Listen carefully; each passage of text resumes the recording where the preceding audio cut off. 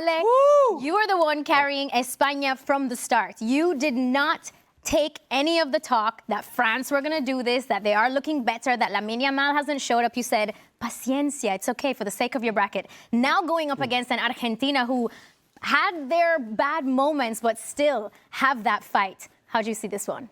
Look, first of all, I don't want to take credit for picking Spain ahead of the tournament and just continue to pick them. That's more... Selfishly for your bracket. It's more because I'm stubborn, and I refuse to admit that I was wrong, and so I was going to ride Spain, whatever may come my way. I just didn't care. I was going with Spain. Now it's a little difficult. Oh. Now it touches my heart, you see? Yeah. Because at the core, beyond all of this, beyond all the yelling and screaming, I got Latin blood. Yes, sir. It Conmebol blood. Conmebol blood.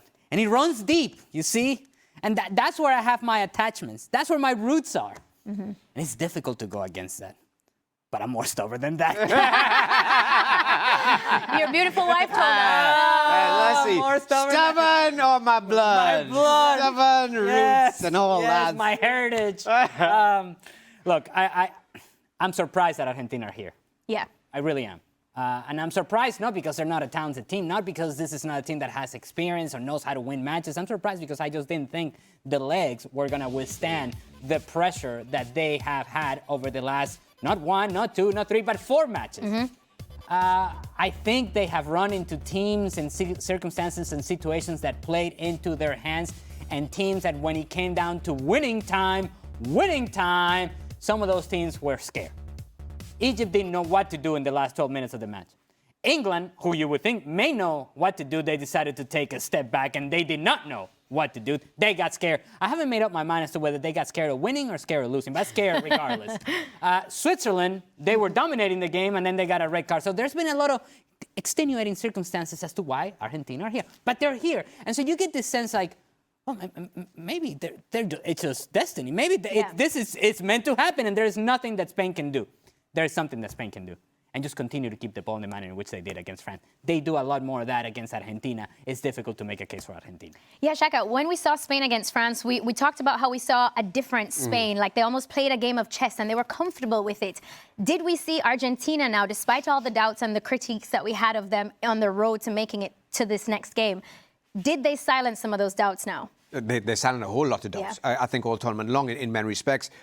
I hold my hands up once again to start the tournament. I didn't think Argentina had what it took to get not only this far, but maybe through a semi-final.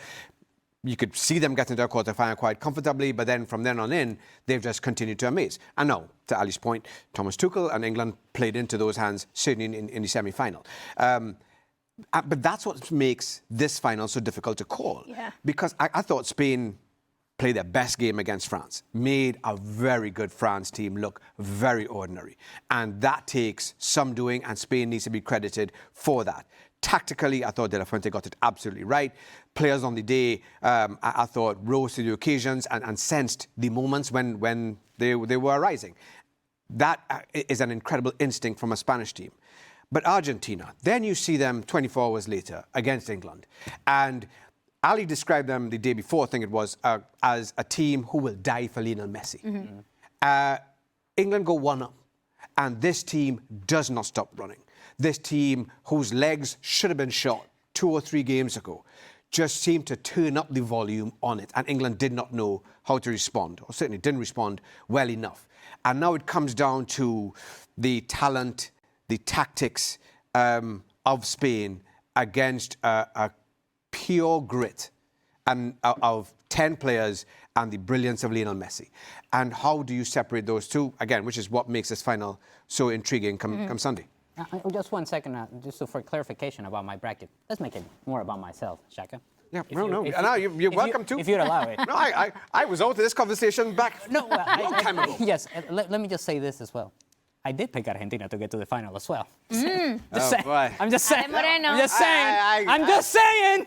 But I'm sad. That's what I'm saying. Alan wanna know, I this think I is got why. to about the semis right, but then it all blew up. This is It all why blew up. we pay him the big bucks. Who? All right, well, Who's let's that? talk about one of the biggest storylines heading into this final, Gemma, and that is, of course, going down to one photo. The photo that has launched a million headlines now, and that is the one that was taken about 19, 20 years ago of a young Lionel Messi bathing an even younger Lamine Yamal. There's so many numbers and storylines just from this. It's a healthy-looking baby. That's a healthy-looking baby. No, he's a healthy-looking one. But Gemma, how Wait to much see how he grows up. is this Just wait. photo being talked about right now, especially in Catalonia, because we know Lamine Yamal is a son of Catalonia, but Lionel Messi as well, even though he's Argentino, he is an adopted son there. Do they feel like this final then was just written in the stars? It looks like magic.